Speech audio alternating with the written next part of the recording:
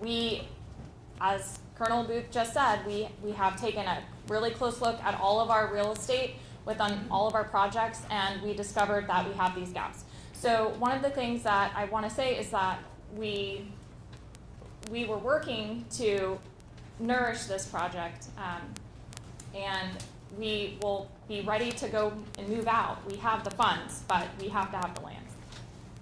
Thanks, Ashley. Tyler Payne, I'm the mayor of Treasure Island.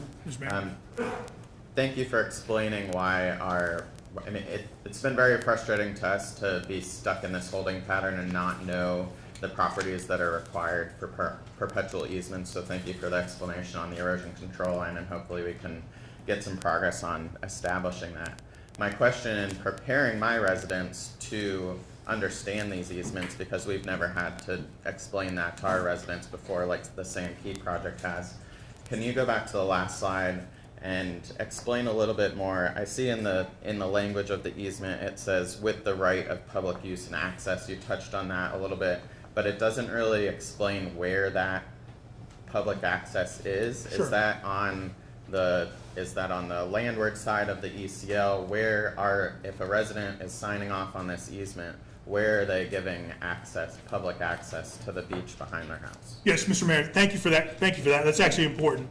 So we're only going to look at where the project was designed. The template, if we were looking, instead of a profile view, if we were looking down, a plan view, looking down at it, we would only look at what the template of the actual project is. What's the landwardmost limit of the project design? And from that landwardmost point of the project design to the erosion control line is where our real estate would come to the county and say, we need a perpetual easement for just this portion. So in some areas it could be 3 feet. In some areas it could be 30 feet, the distance between where the project profile is, where it ended in its design, and where the erosion control line. So it's not a standard size. It just depends on what's the shape of the erosion control line and what's the size of the piece of private property. It's not the entire lot. Not going to be your house. It's going to be from the erosion control line, which delineates private and public, to whatever we need to replenish sand on. So it could be 5 feet, it could be 10 feet, but it's not the entire lot. It's that limit where we are bound to put sand because it's eroded, or it may erode if it gets hit by the big one. So how is that explained in the easement? I don't see any language in the easement that these people are signing that explains that. Yes, sir. So if you look at the easement's going to describe what the bracket of land that we're talking about, and then the language comes after it and says the land described earlier in the easement, there'll be a real estate description of it, requires, and then it gives us access to do all the maintenance and construction as well as that public access. Yeah. But it references it, and it's in a real estate description. In addition, the way we do it is there will be a map that will talk, this is the lot, and we need 5 feet here, and it will have X's and Y's to a state coordinate to say, this is it. You know, the easement is for this 5 feet of this 100-foot lot, or whatever it is. So be very specific to what is needed, not the entire lot. Well, I just, But that's untrue. You're misleading all these people. That's not what they do. They're all landward of the erosion control line. the erosion control line is not, it moves, if you're looking at different cross sections along the entire project, the profile, if we were to take a cross section at any one point, it would look different at any one of our monuments and our projects. So I just wanted to make that clarification. This is a typical, and it is very, it varies. And another reason, another point I wanted to make a clarification on for a previous question was, why can't we construct Pass-A-Grille and not Upham? Why are they linked together? And the reason why they're linked together, when we formulated this plan for Congress, what Congress authorized was we had segments, right? We had Long Key, we had Treasure Island, and we have Sandkey. And each one of those is incrementally justified on its own. So it's got its incremental economic justification. So we have to look at the costs and benefits for each segment. And Upham and Pass-A-Grille are linked together. And so that's why we have to look at them together as one. Thanks, Ashley. Bill Queen, Mayor of North Reddington Beach. I want to make sure of what you said about if we decided to go ahead and do the project on our own, there's no penalty from the Army Corps going forward after that. Is That's correct. If the project comes back into policy compliance and it's not past its authorized timeline by Congress, then yes, we could resume the federal project and activity on the federal project. So it has to be, so we still have to have the easements. That would be policy compliant, yes, sir. Okay. You'd have to get the easements before Okay. we could come back in. And there's no FEMA penalty either? I can't speak to FEMA's policies and their processes, sir. I can only speak to how the Corps executes coastal storm risk management. Okay. Thank you. I'm sorry. Thank you. Hi, Commissioner Kathleen Peters of Pinellas County. So one of my questions was the same, because it's my understanding that if we do this by the county, that if a storm were to come in, we would not be eligible for FEMA assistance. And it's strictly because of the compliance. There may be a tie between if you've got a federal project with the Corps, that FEMA's not going to come in on top of that federal project. But Yeah, so I think there's two things there. Let's assume that the county builds the project today, okay? If this piece of segment is authorized under Congress as a coastal storm risk management project, if the project is authorized by Congress, so the repairs or the rehabilitation of that project is through the Corps of Engineers, FEMA will not play in on that rehabilitation of that project because it's federally authorized. The only way that FEMA, if you build it and it gets damaged by a storm, FEMA will repair it if it's deauthorized, because then it's not a federal project through the Corps of Engineers.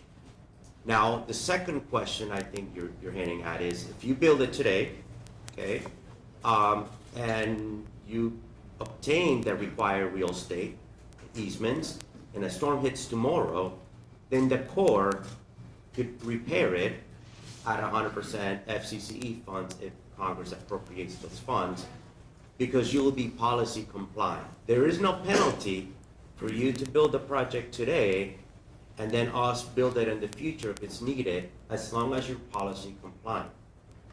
What dictates is the period of federal participation, which is I believe 2030 2030, 2031. and 2031 for these two segments. Once that's done, then it will go into what's called operational maintenance, which is done by the locals' renourishment, unless Congress extends it, which has been the case for these two segments. The federal participation has been over 50 years. It's going on 62, if I'm not mistaken, because Congress has extended that federal participation. Okay, I'm not sure if I'm clear, but a little bit. So I have something else, and if you'll indulge me, I'm going to read one of your policies. And this policy is what I need some explanation on. So it's policy 1.6. The dynamic nature of the federal policy, legislative enactments reflect both long and short range national priorities and require progressive adaptation. Rigid policies are undesirable when dealing with the resource, which affect the well-being of our people and which have broad economic, environmental, and social implications. Changing technology and public priorities require flexible policies and informed leadership to meet urgent needs and to assure the welfare of the future generations. So it's this policy that I have trouble with, because it states in this policy that the Corps should not have rigid policies that affect the people, the environment, and the economy. And this policy, and although back in 1996 it was waived, and I understand you gave us notice that we have to start collecting these easements, but clearly there are some easements that we are not able to collect.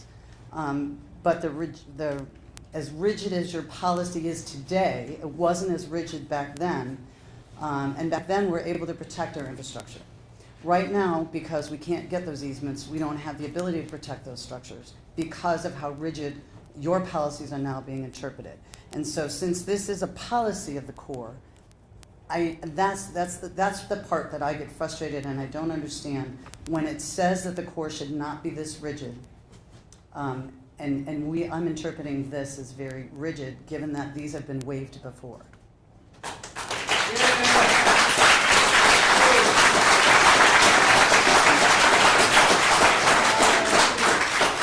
Ma'am, I appreciate you pointing that one out. I don't have it memorized, I'll be honest. I've been working for 4 months to figure out just the policy on coastal storm risk management. So if we can get the one that you're referencing, the actual policy, because we got a lot of them. We are the U.S. government and we can find bureaucracy anywhere. If you could get us that specifics, we will take that and I will go ask questions and we will respond to that. Okay, I'll get with Ashley. Yes, ma'am. Yeah, with Ashley, yes, ma'am. Thank you.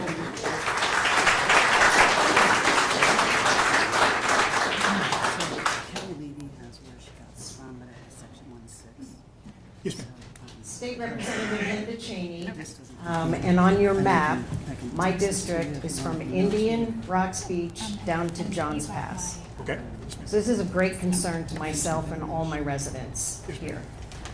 You toured the beaches, you saw the destruction. I can't express the disappointment we have that your conclusion after seeing that destruction is to say, give us your property, you don't get sand. Very disappointed in that. And my question as a state representative is, how does the federal government take state money from our taxpayers that is supposed to provide us with a service as a state and not provide that service? What law, what statute gives you the authority to take our funds and not provide a service?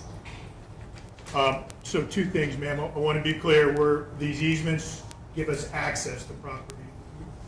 The federal government does not take property, just access to the property, number 1. Number 2, I think if I'm talking about the cost share between the federal government and the non-federal, that is done at the point of construction.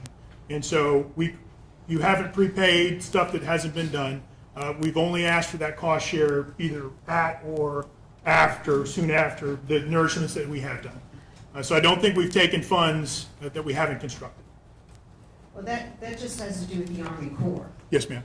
The federal government as a whole gets state funding, gets our tax dollars go up, our tourist dollars go up to the federal level. Okay. And this is part of what we need those dollars to be used for. So from the point of view of the state, you have collected funds for a service that you're not providing. I would say, ma'am, that when you're talking about tax policy that's beyond Corps of Engineers expenditures and processes, I can't speak to that. Do you have someone that I can speak to about that? I would assume Office of Management and Budget, possibly, ma'am. That's a very broad question. Matthew McConnell, Assistant City Attorney, St. Pete Beach. Thank you. Can you go to the next slide, if you don't mind, sir? So the easement areas behind the Upland Beach, can you just explain how those were calculated? Because I've seen the diagram and I've seen the easements, and not only do they go way landward of the ECL, they actually abut the current pool behind the condo, and I don't understand how that area would ever be used for renourishment without destroying structures that are currently there. Right, so that landward limit location is based on what we've previously constructed. So in that particular spot, that's from the 2004 beach renourishment project.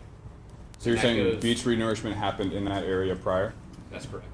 Then I guess the question is, why wasn't an erosion control line established at that point, preventing the condo from building onto it?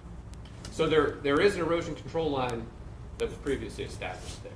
We happened to place landward of that erosion control line during that event. So that's why our landward limit is behind the erosion control line right there. And I guess when that occurred, no easements were obtained. I can't, yes, Temporary temporary. Temporary, okay. And then I do have a question about the project cooperation agreement. So you said it's usually, at least for Pinellas County, the county is obligated to obtain the real estate. Is there any agreements that the Army Corps is a part of that the burden is on the Army Corps to obtain the real estate? Or is that? There may be instances that are out there, but our general policy across all the programs that I know of, the Corps does not acquire the real estate. We expect the non-federal sponsor to acquire it. There may be some out there, but I can't think of anything. We talked about it in Puerto Rico. We didn't do it, or we did it for a little while. There is a We aren't clause in doing the it anymore. PCA that allows the sponsor to come to the court and request acquisition assistance that goes to Okay, that's important. There is a clause in the PCA standard template that allows the sponsor to come to the court requesting acquisition assistance, but that has to go to our headquarters for review. There is a PCA clause that states the non-federal sponsor can come to the court requesting acquisition assistance, but that has to go up to our headquarters for review and approval on a case basis. Now, I got it. So what he's saying is, we have a clause that allows us to do it, but the non-federal sponsor has to ask us to do it, and then at the district level, I don't authorize it, I have to go up and ask higher if we can do it on behalf of the non-federal sponsor. Okay. And then the last question, when it comes to, the reasoning has always been it's the policy compliance. So, not to be negative, but if we never come into compliance with the policy, does that mean that the federal government will never help us with beach nourishment? We will, if we don't get policy compliant easements, no, we will not come back in unless it's 100% on each segment. We'll not come back in either and do a nourishment or an FCC event. Okay. Good morning, Hendrik Bizans. I'm a local real estate broker here at Cecil Okay, Properties. one second. So have we gotten through all the elected officials? Can I go to elected official? I'm sorry. First elected official. Yeah, we were trying to do elected officials first.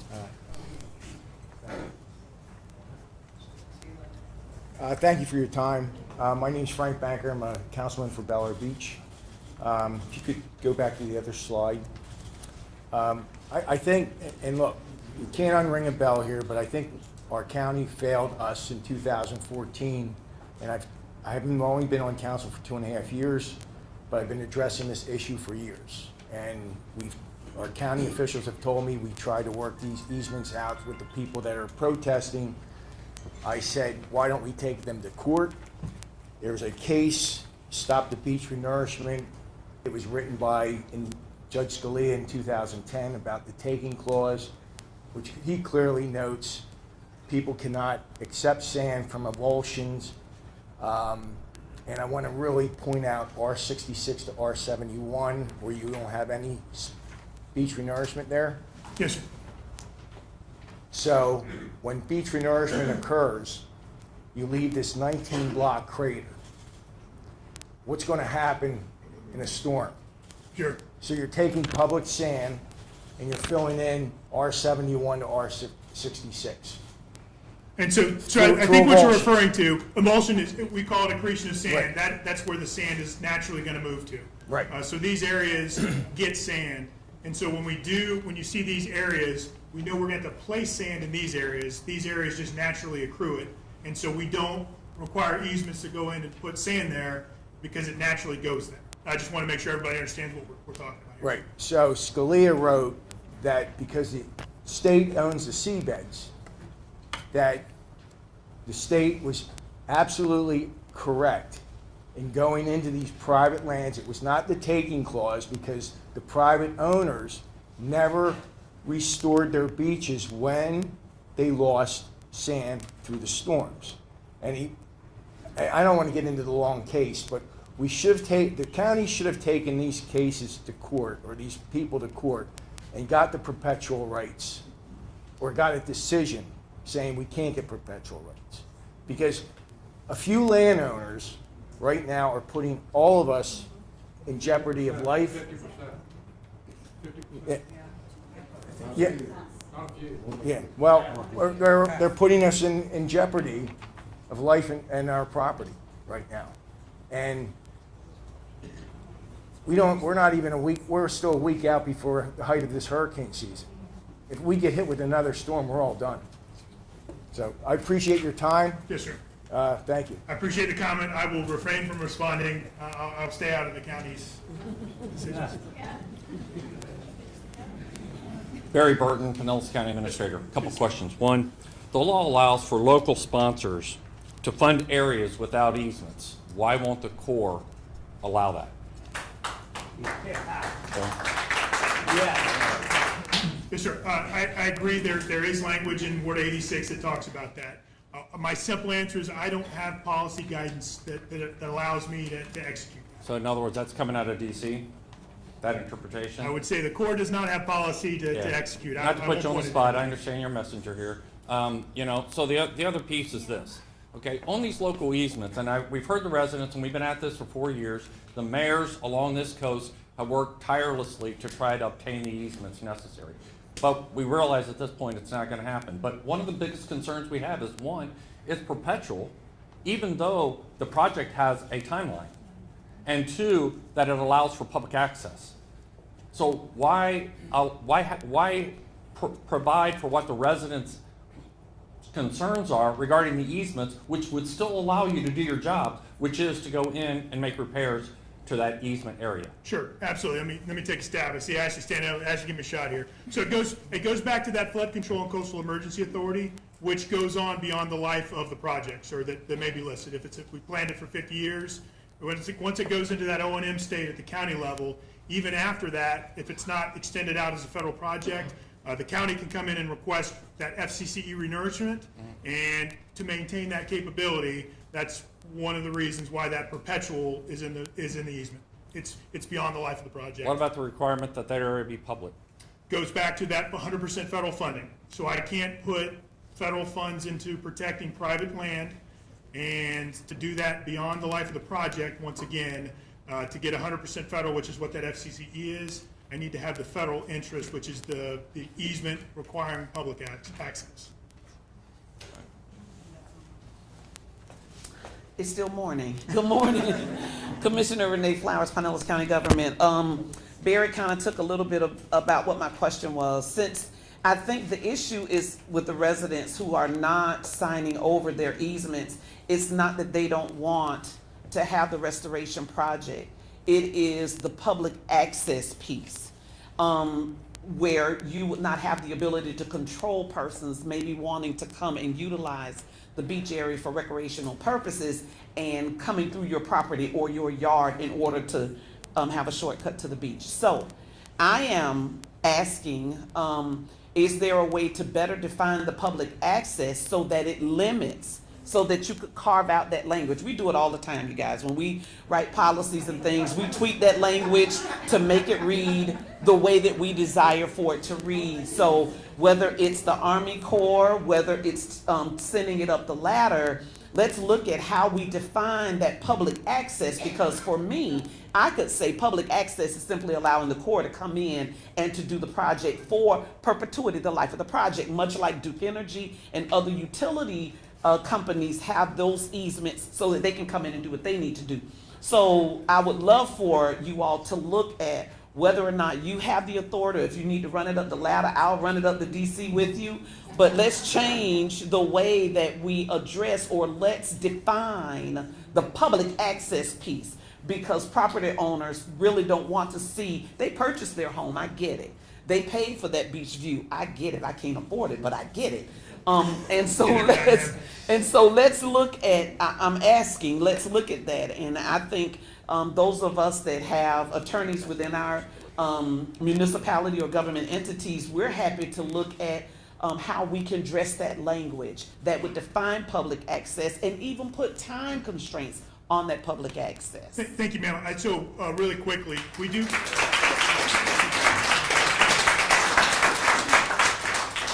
I would go back to, I'm pretty sure that the way it's defined right now only gives folks access basically from the beach side up to the limit of the project. I don't think that there's anything in our language likely that allows folks to come through somebody's front yard to gain access. Absolutely not. And so if there is, we would love to have that conversation, and I'll go to my next phase, which is Ward 22, gave the Corps some guidance to talk about, hey, how are you defining easements and language in easements? And so if we can have that conversation with the county and understand where we're seeing this problem with the language, we can certainly grab that and put that as part of that broader discussion in the Army Corps in response to Ward 22. Thank you, ma'am. Amy Davis, City Manager for Treasure Island. So I understand that we're linked with the City of St. Petersburg, or City of St. Pete Beach for our Long Key project. So in the spirit of just moving things along as quickly as possible, one of the things that we've been waiting for, I know that we have the TI mean high water line that we have to work with in getting an established erosion control line. But for the northern part of our beach, we're still waiting to get a list of what easement issues we have. So we'd like to have that, that's my request, have that for sunshine quicker than later, so we can start that effort. Ashley, can you go to that slide? Yes, sorry. So we have the sunset and we have the sunshine. So the sunset Right. area is where we have the erosion control issue, which we're working on. Thank you to the county on that. But sunshine, we're still waiting for the list of easements that you seem to have an issue with. Correct, so, the Treasure Island segment, there are portions, absolutely correct, that we have an established erosion control line, and there are portions that are not. Now, we could do a partial lands request for those areas that we have the ECL established what's private and public, and that's something we could discuss. That would be much appreciated. We wanted to get working on it. All right, Thank so you. watch this. Tim, let's do a partial lands request. All right, we got it. We will do that, man. Thank you. Oh, there you go. Thank you, man. Yeah. Well, Tim, come up. You got to speak right on that microphone. I will certainly try this again. Can you hear me? No? My goodness, I thought I could project earlier. So I would like to get back to your question, ma'am. So our standard estate language is one paragraph that goes into that easement that the county negotiates with the owners. It has simply public use and access. So how we tie that to the portion of the property is describing or relating it to an exhibit, a meets and bounds legal description or some other mapping description.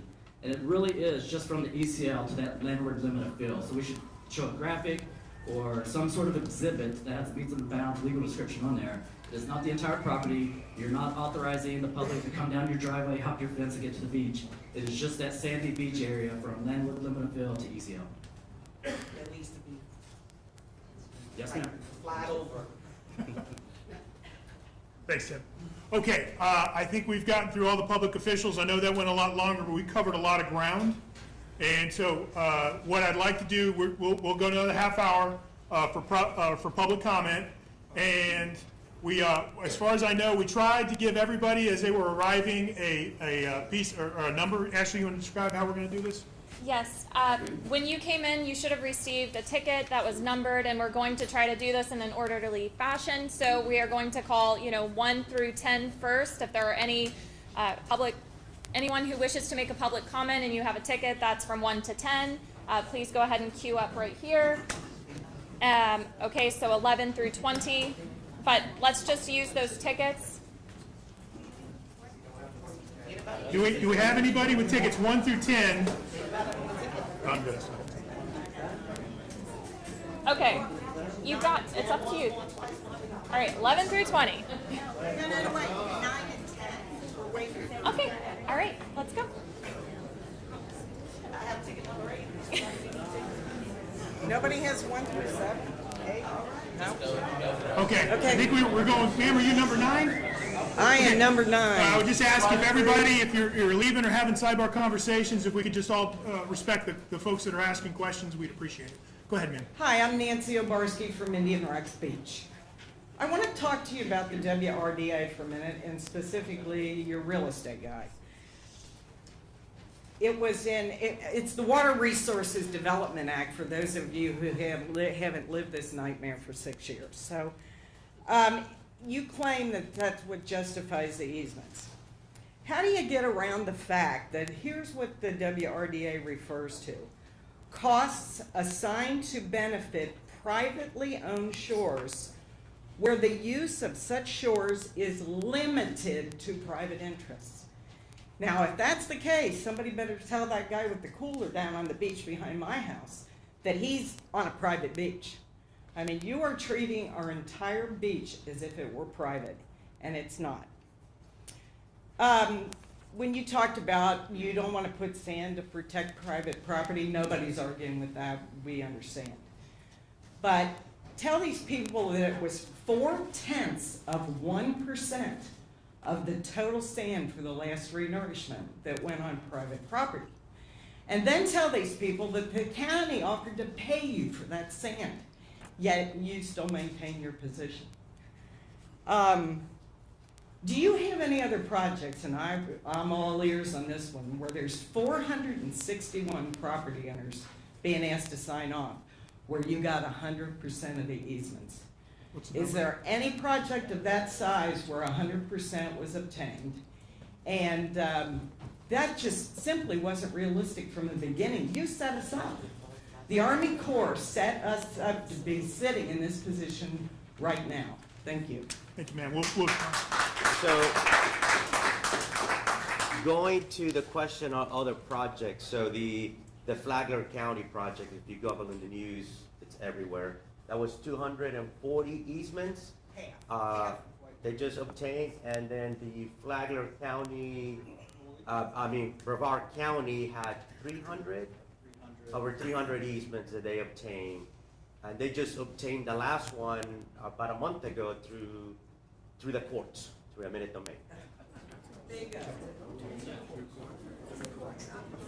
So, yes, ma'am, when you look at scale of projects, we do have examples where other non-federal sponsors have gained that real estate interest that we required. Not any as many as our not that. Yes, ma'am. Good morning, Tammy Parker. I'm in Tierra Verde, and you were talking about the sand that relocates. And we have a submerged land lease, and we have 24 slips, and a lot of the beach renourishment sand has ended up in our marina. The first 4 slips have filled in, and I was letting you know you can come get your sand.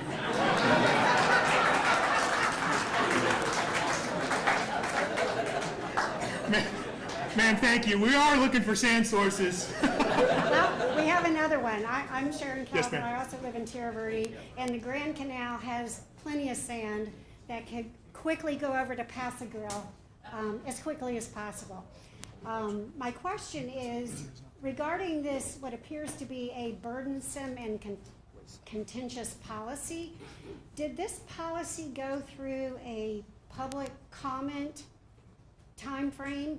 Was the public able to provide input to this, or is this the policy that at some point in time the Army Corps just decided to implement based on an interpretation of the law? And then my other question is, can Congress make the change and change your policy? So I'll go to your first one. My best understanding, that was back in 1995, so I was still in college. All the research that I've done, I haven't come across if it went through that typical rulemaking that you were talking about with public comment. I can take that as a due out and come back and report back to the county what our findings are of what that process was back in '95. I just don't have the answer for you today. I'm sorry, what was the second question? Oh, Congress. Oh, okay. So I always get into a tap dance here. So let me go into education mode. As an Army officer, as Department of Army civilians, we cannot lobby, we cannot ask for changes to law, we cannot ask for funding for projects. What we can do is educate on the impacts of not having funding or the impacts of not having authority. And so simply put, I'll go back to, we take our guidance from the laws of Congress and then the interpretation that's turned into policy from those laws. So I would broadly say that every individual member of the public has the authority to talk to their elected officials to advocate for what's important to them. And then I will stop talking with that statement. One last question. Did you renourish Daytona Beach after the storm last year? No, ma'am, Daytona Beach is not a federal project. Hi, good morning. Gary Huggins, Indian Rocks Beach. Thank you for coming in today. Can we go back to the slide that actually shows the cross-section of the beach? Sure. Would that be possible? Actually, you can get us there pretty soon. I have 3 questions. The first question is, I'm a little confused. I actually have a renourishment that I want to talk to up here. You guys are asking for actually property all the way back to my seawall, to here. I have my my paperwork. Out here is where the sand is going. There's about 40 foot right here.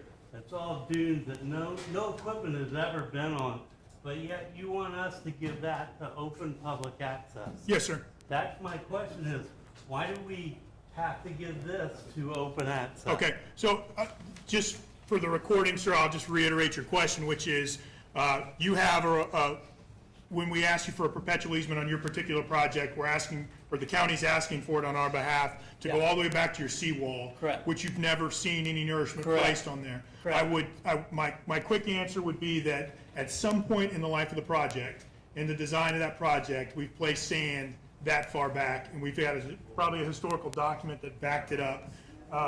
If he has a seawall, that means that you did not have sand back in the day when it was originally built. If Okay. you have a seawall, the seawall is there to protect your infrastructure back in the day, so the waves will not hit your home or your building. Correct, and most of the homes that back up on Indian Rock Beach have a seawall. Yes, sir, and so I think, and I was supposed to say this, is likely, if you look back all the way to when the county asked for this project back in the 60s, you probably had the ocean lapping at that seawall. Okay. And thus, when the first construction in 66, it set the sand and it went back, and people don't remember that you had water that high. But there's, like you said, there was a reason that seawall was there. It's because the ocean was up against that property, likely. Okay, so my question is, I watched the last renourishment happen, and actually have it right here on my phone. You guys never came any closer than, right? Way beyond erosion control line. You guys are way out here on the other side of the established dunes with your equipment, your fencing, everything. You never required any of this land. So what you're saying is that long time ago, you put this in, so now this has to become open to the public. They can come in any day, any time of the hour, camp out. Not like a public easement at all, where they come in, they do the work, they're gone. I don't have power workers out there at 1 o'clock at night working on stuff. I mean, it's a little confusing. I think that's where we're getting people that won't sign it. Yes, sir. Is to clear that up. Do you want to take a stab at it? Lauren? Yeah, so we recognize that. What San Key has had is a very healthy project that has done its job.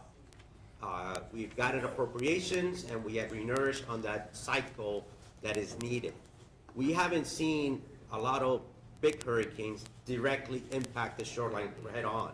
So, but what you could have here, what you've seen is the normal erosional of the beach through every year to northeasterns to Idalia that comes out.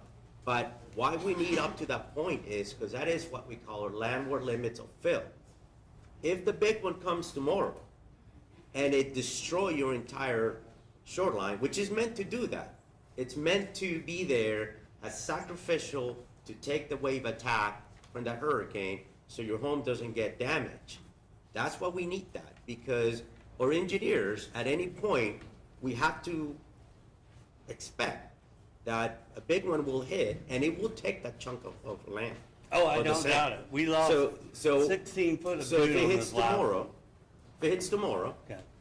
and we don't have the easements to go renourish, and you say, I do not want to give a temporary construction easement, then we have a hole on the armor that we cannot repair. So that's the key point. You see it time and time, yeah, they're not putting sand there, we don't need to put sand. That's great, that means the project it's doing what it's meant to do, to erode with time and to build a berm that is there to protect when the big hurricane comes. If it comes and it hits, I'm not hoping that on Pinellas County, but it will potentially go to the seawall. That seawall was there because that's where it was eroded in the 60s. It's there for a reason.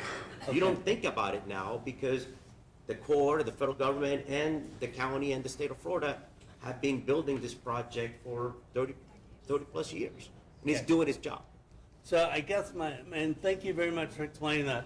You want access in case it ever comes, so you would rebuild dunes?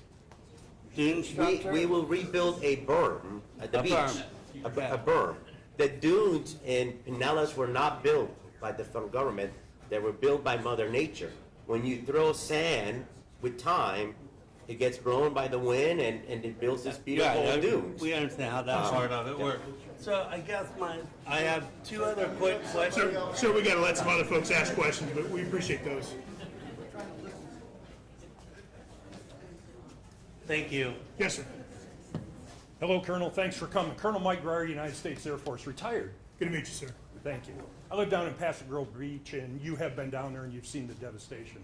In consideration of what Commissioner Peters brought up, the flexibility, and I know that you're going to look at that policy, I'd like you to include in your policy flexibility discussion there the implications towards the National Flood Insurance Program. We all are paying increased policy premiums here. They're going up annually about 18%. Consider that also, because if we don't get this project done and we do suffer more infrastructure, more devastation to our homes and businesses, the flood insurance program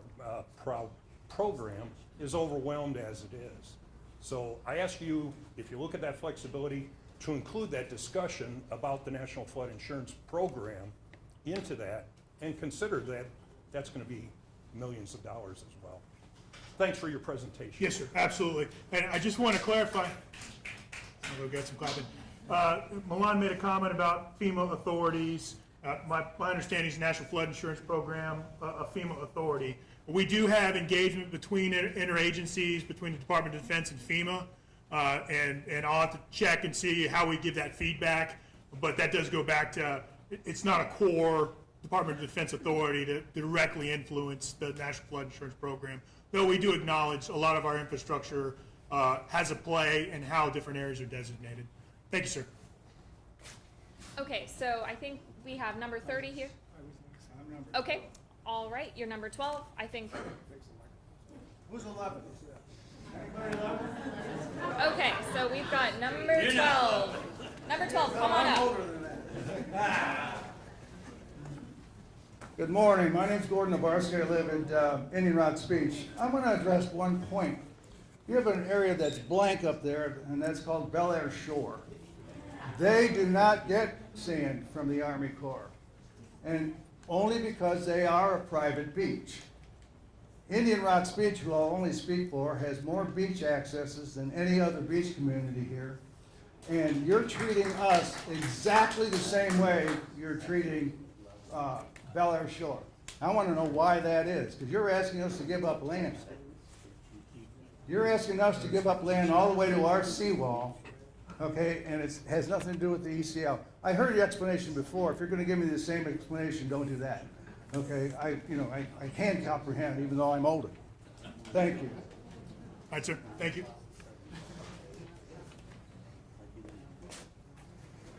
We had number 12. Let's up to 20.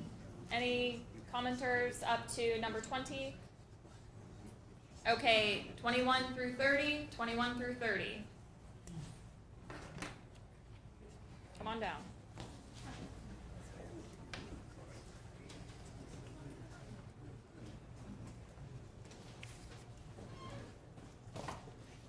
Morning. Good morning, sir. Right into here. Rob Mitchie. I live up in Sand Key, in that project zone. I live in the Sand Key project area. When you were talking, you talked about a 1986 law and then a 1996 policy. Is the issue about the easements going back to the law or the policy? The easement policy ties back to that language on cost sharing, and so the law that was written in _86, the basis of that policy that came out in '96 ties back to that language on the Corps not federally funding private shores, and so that's where the tie to one of the ties to establishing the easements is out of Order 86, but not the only issue. So on the easements, any discussion forward, would it require a change in law or change in policy? It's a policy. So it doesn't necessarily require a change in law, but I will tell you that the position of the Corps today is full construction of the projects, which means for the life of the project and beyond for FCCE, I do not foresee the Corps changing the policy on these easements. Okay, thank you. Yes, sir. Okay, I called 21 through 30. Anyone else 21 through 30? Okay, 31 through 40.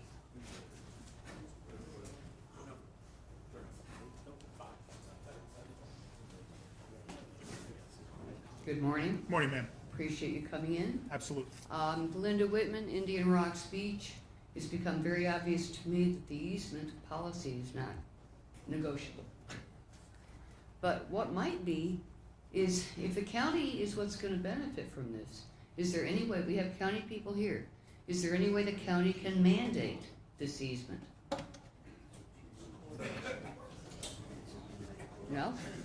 I don't think you can answer that, but I think county I'm not can. going to, and though be clear, the Corps did ask for this meeting, and so we didn't ask for county officials to be prepared or answer Yeah. questions.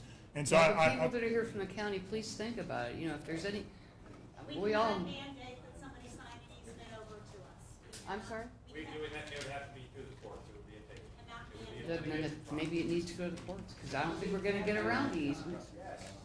Okay, thank you. Yes, ma'am. Hello, Joe Farrell, Pinellas Realtor Organization. Quick question. How would someone find out which properties are within the proposed projects but have not signed the easements yet? Is that county, I mean, not through us. I know the answer. Right, so the Pinellas County has a map depicting what those properties are.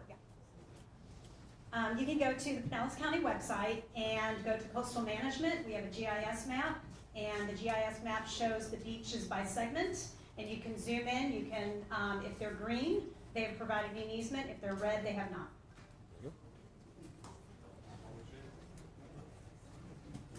Good morning, and thank. Morning, sir. Can you hear me? I'm a little taller than most of these people. I gotta lean down, too. Exactly. I'm Joe Wells from Indian Rocks Beach. I have property on Indian Rocks Beach. Been there long enough to remember '85 when it took out the seawalls. Elena took out the seawalls. I got pictures. I put them on your website. Thank you. And I have been actively involved ever since. I've gone door to door asking for signs because I wanted sand in front of our place. Place I own is the furthest most point west on that entire Indian Rocks coast. So I'm out there. And I shoveled sand last week off our deck and out of our pool and out of my condo. Okay, so don't plan on leaving. Been there for 35 years. My question is, and I'm familiar with the website because I lived it a few years ago, every single piece of property has a different erosion control line. Who sets that? Yours is different than mine, mine is different than yours, and when you look at it, some people have 10 feet, some people have 40 feet. All right? Sir, it's my understanding it's the Florida Department of Environmental Protection. It's And the they're not state. even here. Sorry, to be clear. So how can you we be on, didn't no, no, I'm not invite gonna him. argue, I'm not It's- going down that road. Yes, sir. But I understand the Barack is, I'm not going to pronounce that right, but I can understand it is so difficult. Everybody's erosion control line is different. 5 feet or 1 foot. We're this close, that's my property line, hers is different than mine. So how can they control that and require 100%? When the Corps can't even vote 100% on a policy. The Corps can't do it. Look back at their voting record. I'm not going to critique that too far. The Sir, second, let me just do one clarification on that with the different locations. Likely what you're seeing is different portions of the beach that were built at different times. And so that erosion control line was likely set based on the average mean high water at the time that we did the analysis or did the construction. Likely why you see different locations of that erosion control line. But I would still default to the state for a formal answer. That's our understanding. yeah, I have a good solid high school education out of Zephyr Hills, Florida, so you all know Zephyr Hills. City of Pure Water, you may be drinking some right now. What I'd like to ask at this point is, we're at a 65-35 ballpark numbers we were talking about earlier. To do that private part of the beach, it requires private dollars. It requires our 35%. So if that control line's all that big, why can't you take that 100% funding and earmark the 35% for the private side, which is ours supposedly, and use that other 65% to go the other 40 or 50 feet, or whatever it is. It's different. Sir, we have a line of people who would. That was a good question, okay? That was it. I'm done. Actually, That was a real good question. That was a great Our question. private money, your private money. Yes, sir. Did you spend the night in a hotel last night? I did. Thank you for your 6% or 7%. We appreciate it. We hope to put that into the sand fund. I filed a tax exempt form, but. Sir, to go back, and I'll just take it really quickly, that 65-35 is for the, the full project when we do it. But right? 35% is private money, folks. That's ours. Well, it's county. Yeah, yes. Government. County and state. Okay, that gets us some state. Thank you, sir. It was privately in my pocket last night. Thank you. No, I Hey, Colonel Booth, thank you for your service and the whole team for coming out today. Absolutely. I'd like to associate myself, my remarks with this gentleman and also my friend here from Indian Rock. So as I walked the beach about 4 hours ago for high tide at Indian Shores, my name is Jeff Cathy, there was 20 feet of beach. That was it. And the dunes out in front of our property did an awesome job last week. They were a seawall, and they go well beyond the ECL. So we would look for the Department of Defense simply building the berm to protect the dunes. And that's about all we need. So as the gentleman said, if we could overlay those maps that has the CCL, the construction control line, and the erosion control line, and dot those spots so that we know where the Corps needs to go to build, then just build the berm in a lot of places. You don't need to go way up to the seawall to have a perpetual public access type easement. Thank you. Yes, sir.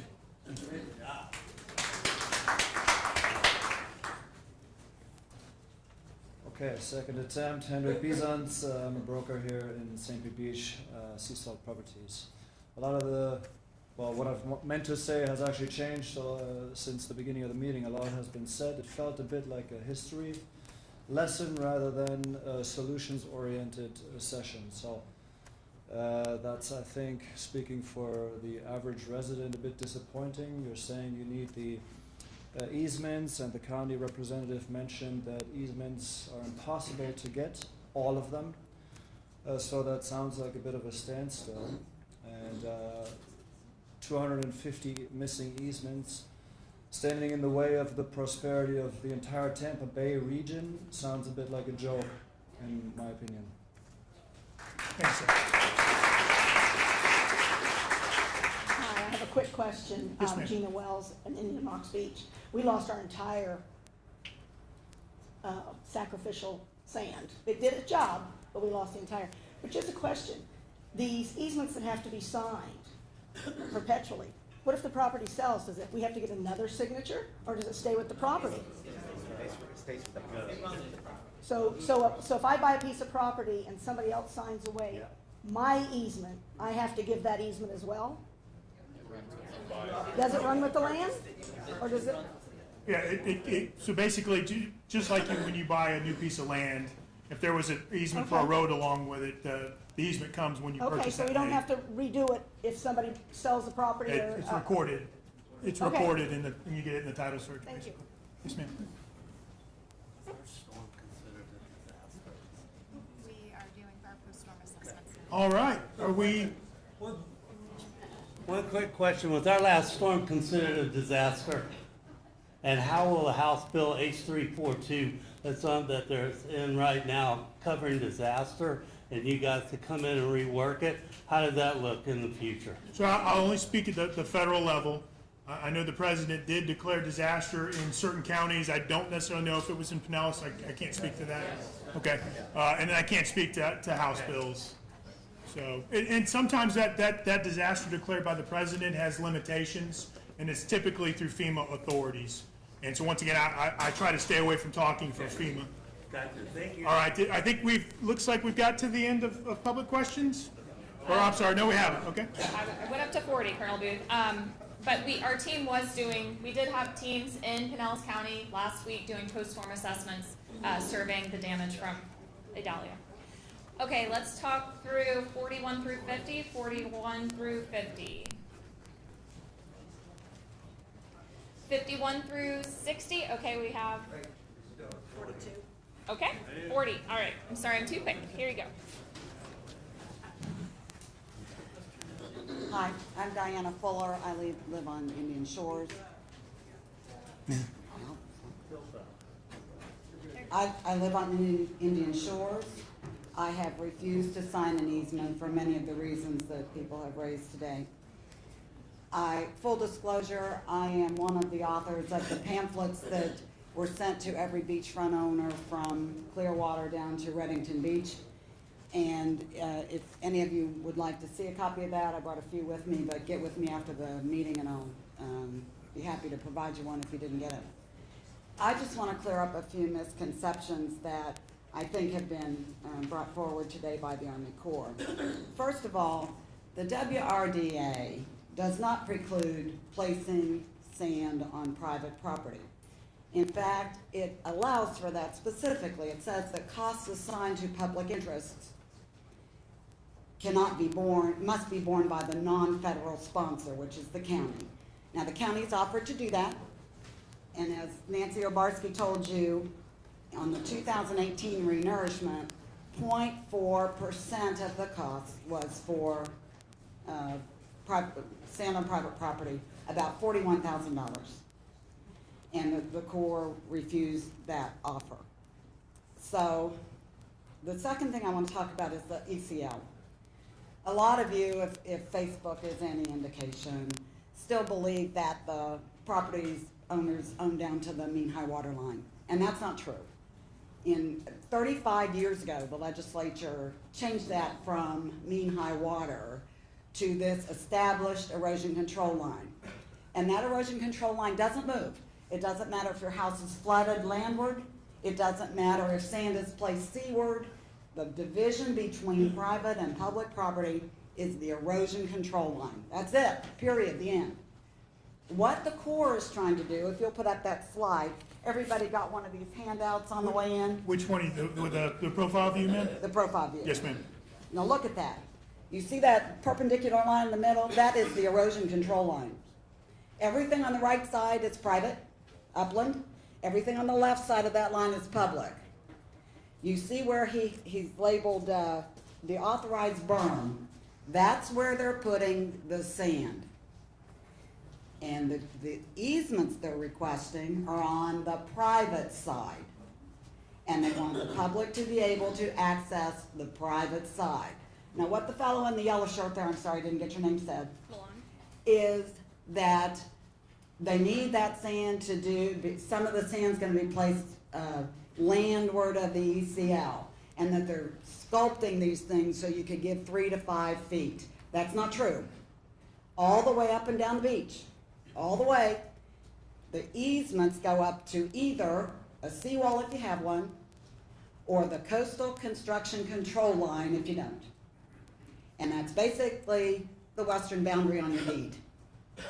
So they don't want you to have any buffer between private property and public property except your seawall. Because that's where the original construction was, and ma'am, we've got Just one 2 more thing, minutes. please. A representation was made here today that these easements, that the erosion control line is different in different places. Not true. It was all set at different times. They're all recorded, but it's a straight line. And I am telling you, if you go and make a FOIA request, make a Public Records Act request, the sand is the fill template. They keep talking about the fill template and historical placement. All of it, all of the sand is seaward of the erosion control line, with a few little exceptions to make the transition on that berm, which is the 0.4% of the sand that's on private property. That's it. Thanks for listening. Thank you, ma'am. I think I saw a few of my team members wanting to kind of make a clarifying statement there that not all of the sand is placed seaward of the erosion control line. You know, I could have put a different typical cross-section on here where the erosion control line was in the middle of the authorized berm, but I didn't. We could have put it anywhere, and the fact is that the erosion control line does bisect, and we do place sand, and we have placed sand, and if we continue to move forward, we will need to place sand behind the erosion control line to be able to adequately build this engineered berm. Thank you. For a couple of Thank you very much for coming today. Yes, sir. Brian Rutherford, a resident on St. Pete Beach, and we had signed a easement agreement, and the job that was done a number of years ago was fabulous, and it certainly has helped us up until this point. The sand is now all gone, and our signs at one time were public beach in front of our building, and the signs have been taken down. They're still available to us, and we were looking at putting all those signs back up. We have an agreement with your department to renourish it, and now we're being told it's not going to be renourished, which means the easement that we previously gave is really null and void now. So we are now on Upland Beach. We're looking at putting all of our private beach, Upland Beach signs back up, and we have the legal right to do it from what we've been told. So I won't speak to how the easements are enforced. That's really not for me to speak to. Yeah, so basically, because it's not valid anymore, this easement, so that's what we will be doing, and it's gonna be, and the numerous other condos and private homeowners are now gonna be putting their signs back up private beach again. Okay, thank you. Sir. Thank you.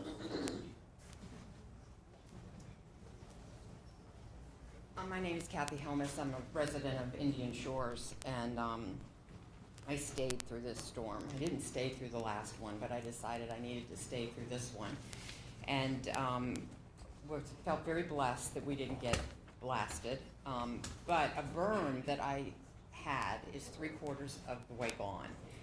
That berm, we personally, my neighbors and I, built, reconstructed by putting rocks and debris in front of it, and it worked.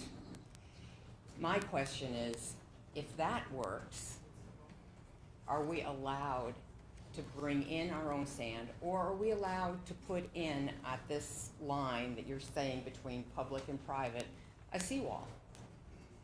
Because what we did protected us through this storm.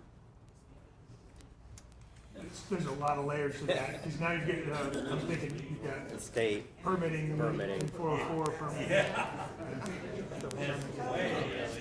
Permitting.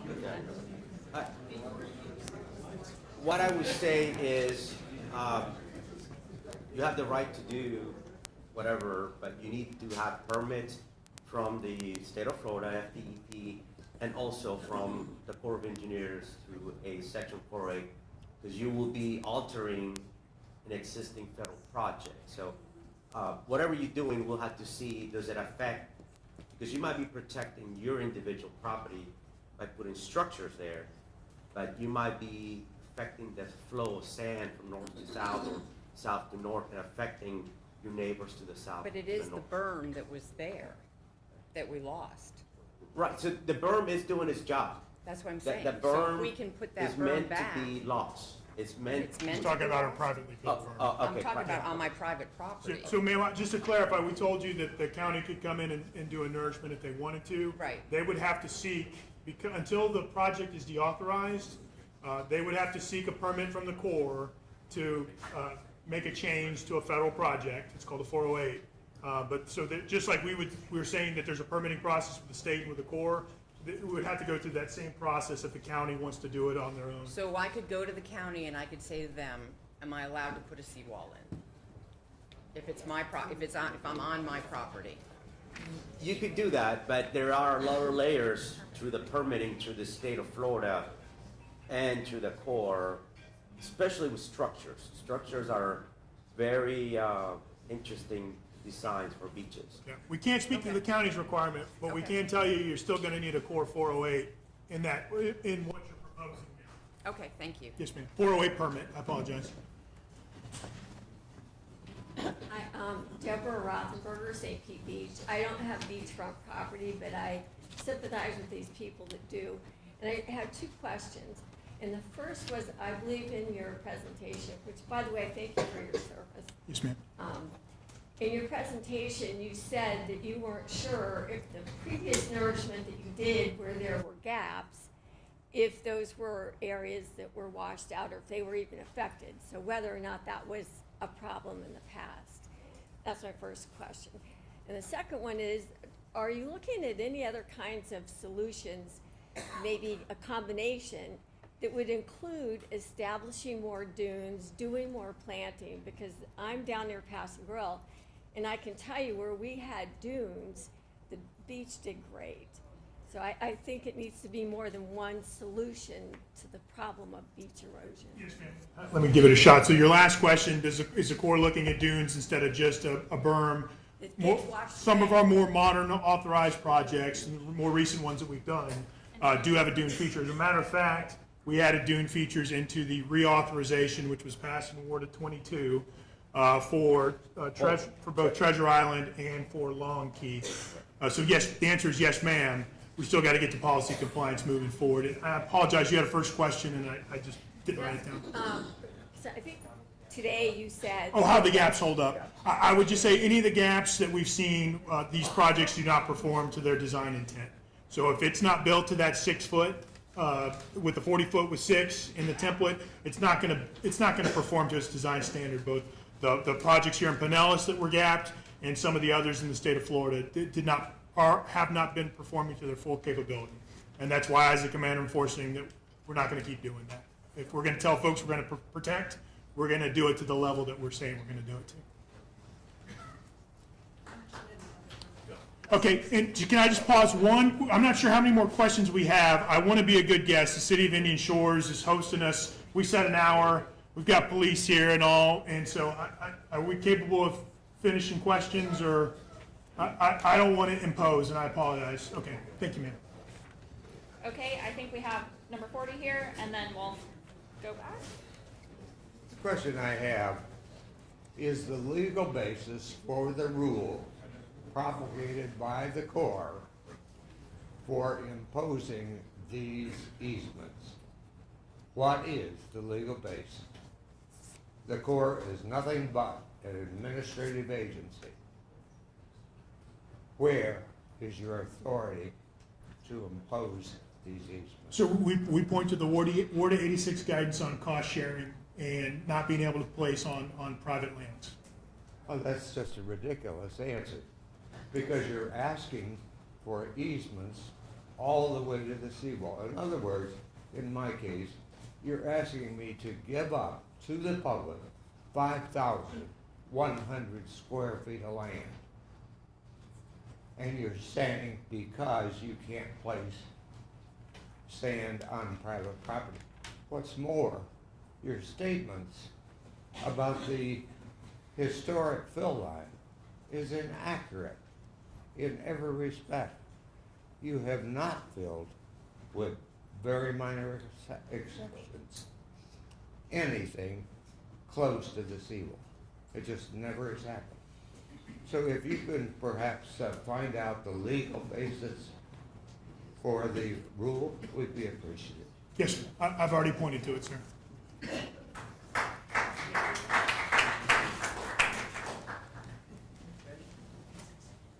Okay, so I think we were up to 51 through 60.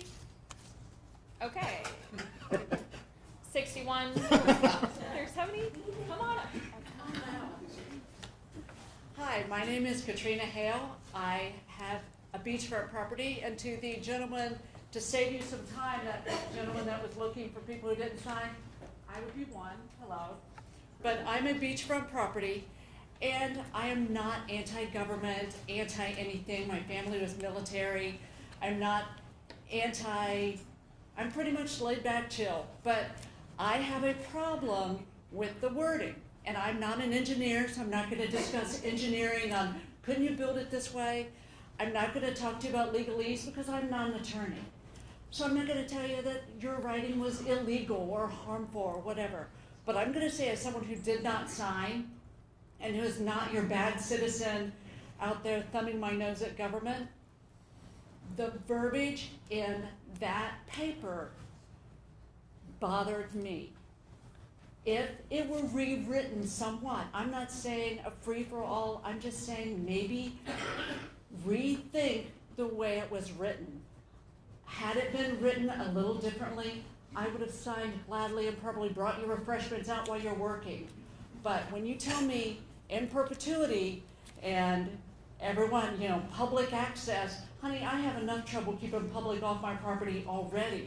I don't need to give them anything on paper that says they can come through. Talk to me on any given 4th of July. I already have enough. So if I'm just saying, maybe we can all get together, kind of work this out, have a citizen that owns a property owner, a government official.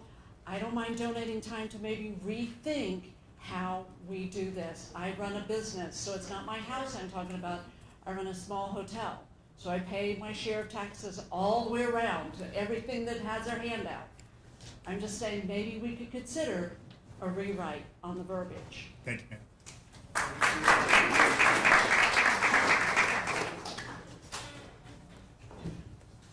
61 through 70. 71 through 80. I feel like I'm playing bingo and getting the last number. My name's Mark Houseman from Indian Shores. 2, maybe 3 very quick observations.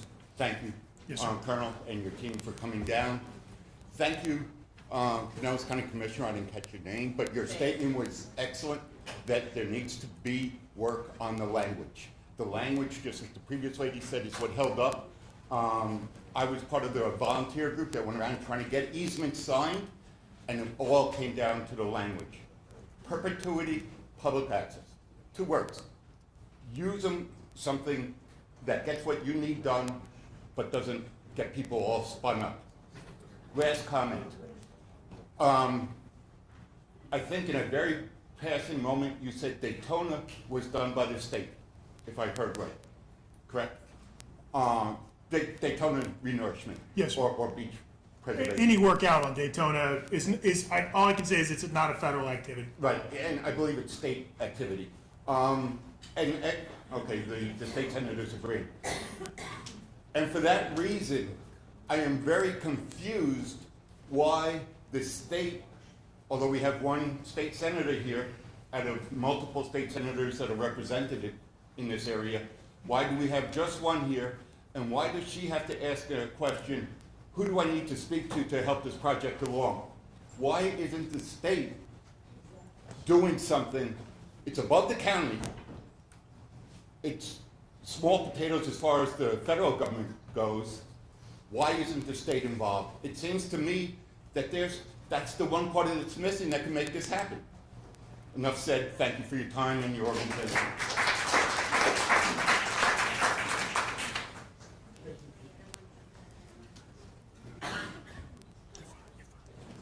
71 through 80. Did we have any else? 71 through 80. All right, 81 through 90.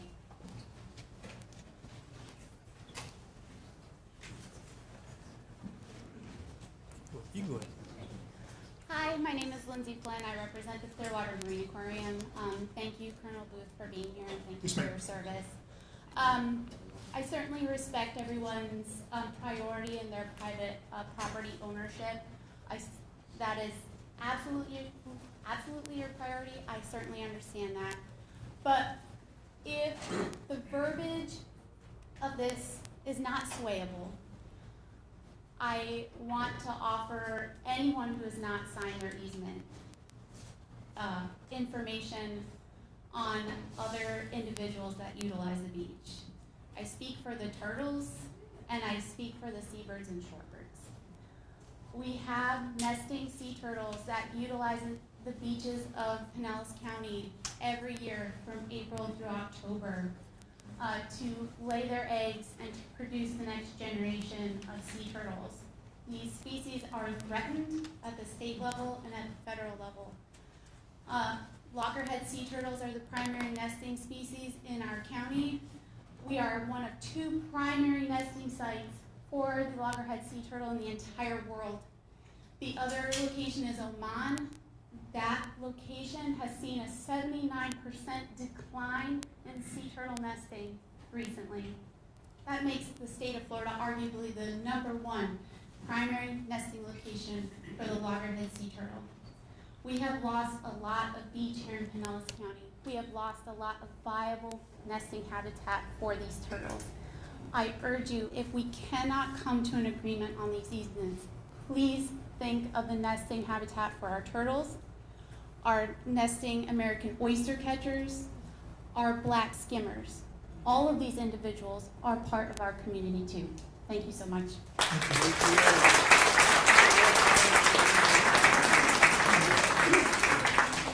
Hi, Jerry Newton, Indian Rocks Beach. I've been listening for a good 2 hours here, and almost, and somewhere along the line I thought we'd be talking about, I guess the term is beach hardening.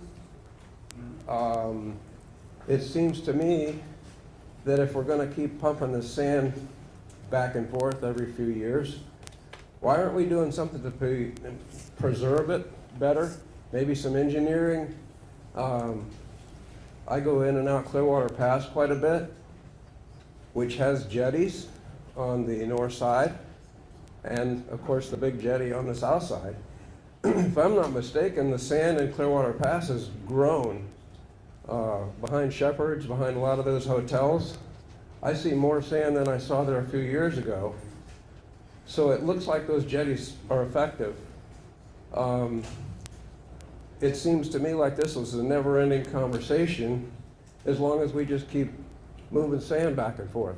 Why don't we do something to prevent it from moving back and forth and try to make it grow where we like it and preserve the beaches that way? Right, so when we engineer a beach, we look at different scenarios. Structures like groins are a potential scenario. Harden the beach are also alternatives that we look into. So all of that, when we design a project, goes into the equation of what is the most economically, engineering, and environmental way to do a project. So all of those things you're talking about, yes. Do structures retain sand? Absolutely. Do they do their job? Absolutely.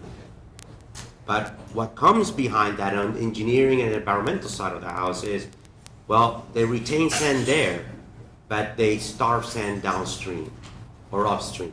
So you're happy if you're on the right side of that structure. I can guarantee you're not going to be happy if you're on the other side of that structure, because you're going to be deficient on sand. So that's one concern from the engineering point of view. Then there is the environmental. Just had the Clearwater aquarium lady talked about. If you harden the beach, that means that loggerheads cannot nest on that beach. That's a serious concern. Because you put in structures, either revetments in front of the beach, sand, or you're causing something to prevent those dangerous species. I'm mentioning perpendicular to Okay, shore. groins. Do not prevent any Okay. turtle. All right. And in fact, the wildlife and it's good for the ecology because it all grows in the rocks or whatever we use to harden. Right. But I will. Everybody, I was talking to the gentleman earlier. Google Miami Beach 1960s pictures, and you will see a series of groins. And you will see clearly that right in front of that structure, there's a lot of sand, like you said, absolutely. Look at downstream. Neighbors downstream are starved of sand. So structures are a very tricky situation. There are projects that do need structures that we have built, like Lido Key. There's 3 groins in the southern end of that project, but they're meant and they're designed especially for specific. There's a couple of structures here on the Sankey segment that are doing their job, but they're not the right answer everywhere, unfortunately. It's worth looking into. Thank you, sir. Good afternoon, almost afternoon. Kevin Manning, first of all, thank you for your services, prior service in some very dangerous areas that you worked in. I appreciate that. I have a statement and a question. My statement is, I believe your 100% compliance is unreasonable and unflexible. If you look at any public official here, find one that got 100% of the vote. If we use the analogy, we went out on the road and took radar of every car, you would not fund public roads because everybody speeds. You won't find 100% compliance. Maybe in that specific other areas you talked about, but after today's meeting, even if everybody does a little bit here, you won't find 100% compliance. So after everybody is done suing one another, which I think will be the next steps, the homeowners will get sued, the county will sue you, the state, and all that's done maybe in 3 or 4 years. When I asked this gentleman, well, what if we could locally fund it? He says, well, we can do that. And I think there's a good argument for that if you are so inflexible, we don't win in that case, just from the public good. He said, well, then FEMA won't come in after that if there's a storm because the project is not authorized by the Corps, if I understood you right. So here's my question. If you're inflexible and you don't, for whatever reasons you have, will you authorize the project and allow the local officials and tax dollars to pay for it so that FEMA will come back in? When we talk on authority, that's Congress, or it's not the district. Congress gives us that authority. We have the project. I think what you're describing, what would have to happen, and it happens throughout the country, is a project deauthorization. Congress can deauthorize projects, and then they're not a federal project. You don't need a 408 permit from the Corps once it's been deauthorized to take action, but you may have to seek other regulatory authority from like the state or the county. But when we talk about the authority, that's what we got in '66, and until it's deauthorized, it's a Corps project, and it has to be deauthorized by Congress. You lost me on the verbiage there. Yeah, sorry. Why can't you just say we authorize it and not, you don't actually do it? Because Congress has to, sir. I don't have the authority to deauthorize the project, or authorize changes to it, or authorize somebody. If we're saying the county builds it, what we're likely going to say under a 408 permit, what we're going to permit the county to do, would be the design template that we would do. That's if it meets what the Corps would do, we're going to approve a 408 permit, which is a modification to a federal project. Which when you hear me say 408. And then the county could come in at county expense and do that. But what that then it goes to what is FEMA under their authority going to recognize? I'm going to stay out of that. I will let FEMA speak for themselves on that issue. Well, thank you again for your service. And that being the case, I would suggest our county commissioners ramp up their legal funding.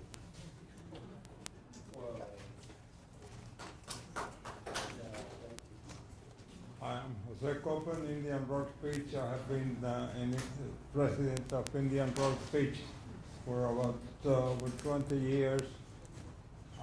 My lot, beachfront property lot, was picked up in 2016 among some 30 lots that were asked for easement.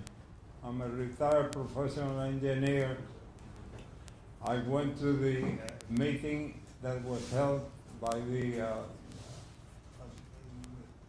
the Public Services Department in May 2016, and I explained to them that I had reviewed the prospective field program that the Corps of Engineers has suggested, and that the field profile would not hit the erosion control line, because I had the luck of spending time in Indian Rock Beach in an ad hoc committee for beach preservation. So I had been planting COs, and the lots around were way over the berm height. And I explained that to the Public Services Department, and they say no easement, no sign. But I'm surprised that the Corps of Engineers had demanded a full amount of easements along the beaches, when you have surveyors, you can check that you're not in violation of the WRDA in 1986 requirement, because no sign will be placed in many of the lots that have not signed the easement. So to me, it's either the Corps of Engineers is negligent or is acting as a tool of the county for not paying for the millions of dollars for the lots that they are taking. Okay? Thank you, sir. And I think it goes back to likely what you were looking at was the design for that nourishment at that time. But when we talk about that easement requirement, we're talking about for the full project profile, if we ever have to go back in at other times, if potentially the sand has been eroded further. But I may have misunderstood the question, sir. I think you're overextending that, and you're becoming a tool of the county for not paying for the property, because there is no violation of the WRDA at time. There is no need for you to gain access because you are accessing it from the beach. So the need for the insistence in the easement, I think is just an exorbitant error on your part, because you should survey before demanding the easement. Thanks. Yes, sir. Thank you.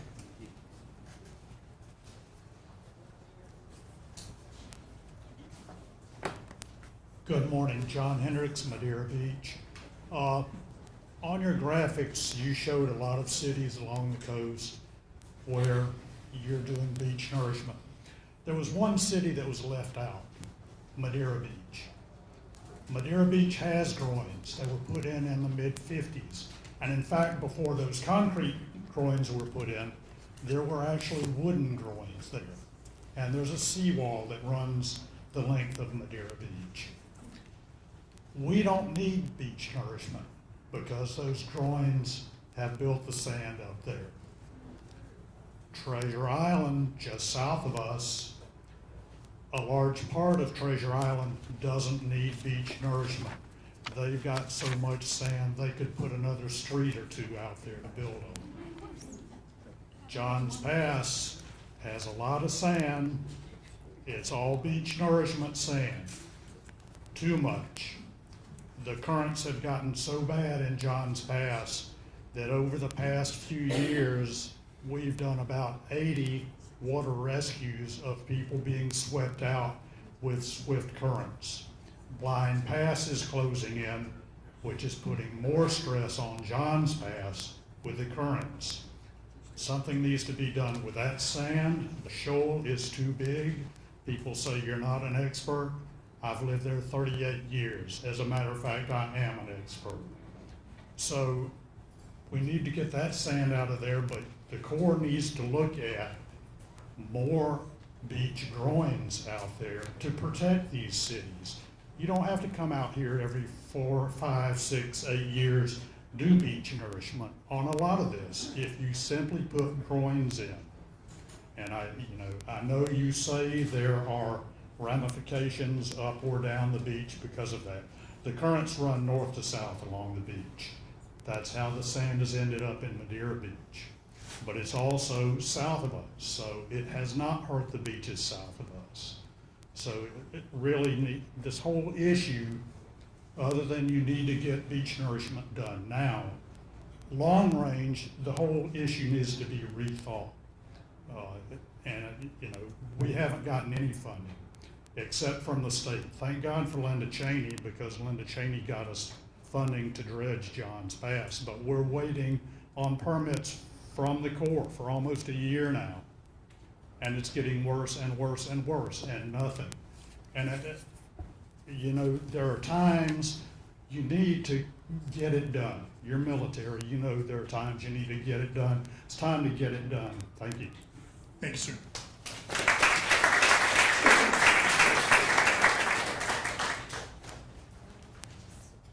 '81 through '90, yes. I don't have a number. Okay. right, come on up. Hi there. My name is Jenny Bond. I'm from Indian Rocks Beach. First of all, thank you so much for taking your time to do this.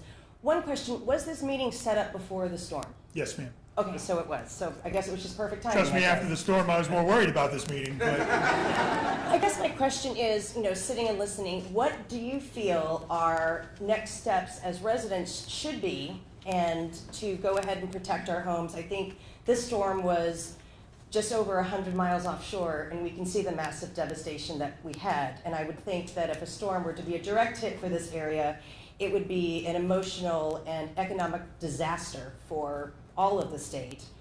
What can we get a promise from you, like the next steps are going to be after this meeting, and what can we expect for us is going to come out of this meeting? well, ma'am, I think it comes down to, we've lined out where the Corps' position is and what the Corps needs to proceed. So I think the next step is really continued discussions, which I know that the county's been having plenty of discussions on this, but there's a lot of discussions that probably need to continue to go on at the county level, decisions that the county and the local cities want to make. And then obviously whatever discussions that local citizens or elected officials want to have for advocacy if you're concerned with court policy or how the law is being interpreted. I'll stop there. Thanks. 91 through 100? We may be there. Are there any other remaining public comments in the room? No. Okay. Oh, wow. It's going to take me a while. Gonna be waiting there a while. I feel very lucky to be here. My name is Alan Goins. I'm a Navy retired commander for the Navy Civil Engineer Corps. And I have been involved with the beach studies, beach analysis. And I appreciate you being down here. And I know exactly what you've been saying and your points and your statements. But there's so many issues that have been brought up which have been very good on the part of the public and politicians here today. And the one is the inflexibility issue that you've identified in the Corps. That really needs to be really addressed, because the inflexibility issue puts you in a situation where we're in jeopardy and we can't get any support because of the inflexibility. And we're in jeopardy right now because of what you saw in this storm. It just 2 weeks ago, I was meeting with my board in the condominium association in New York Beach, and I made the comment that we've been spending a lot of money upgrading our condominium, making it look nice, putting a new recreation package. But all that's nothing compared to the downside that we face if we have a storm. And lo and behold, a week later, we have the storm. And one of the things I do with my Navy channels, I plot storms worldwide. I plot storms of all the hurricanes, where they're going. I'm usually ahead of the television stations by a couple, 3 days. I have people call me as far away as London, want to know whether they should fly into Tampa or not, based on what I found in these channels. The situation here is that the inflexibility is a major issue. When you have a situation where, as my mayor in New York Beach told me the other day, that we're 98% approved, 2% unapproved in terms of perpetual right-of-ways, that's not logical. Doesn't make logical sense when we are in jeopardy here, serious jeopardy with our private home ownership and property. The situation here again is that I've addressed this once before, saying I'm very appreciative, and I've been through 2 nourishments now by the Corps of Engineers, and they're good jobs. They do a splendid job, tremendous effort. But I addressed this once before, saying that I'm not belittled by saying it's a Band-Aid approach, but I'm just trying to simplify my position. It's somewhat of a Band-Aid approach to re-nourish the beaches. The other thing is how to get some semi-permanency with the beaches. And one of the things the Navy Civil Engineer Corps did over in Spain, and granted with some Spanish money, that we basically had to stabilize the beaches on the road to Spain area of Spain, at the southwest corner, where we're encountering both wave action, the littoral movements from the Atlantic Ocean as well as the Mediterranean Sea. And we have this situation, the way we solve that problem, once we nourish the beaches, that we came up with a design for the tetrapods. I'm sure you're familiar with the tetrapod program. It's a concrete program like the jumping jacks you do.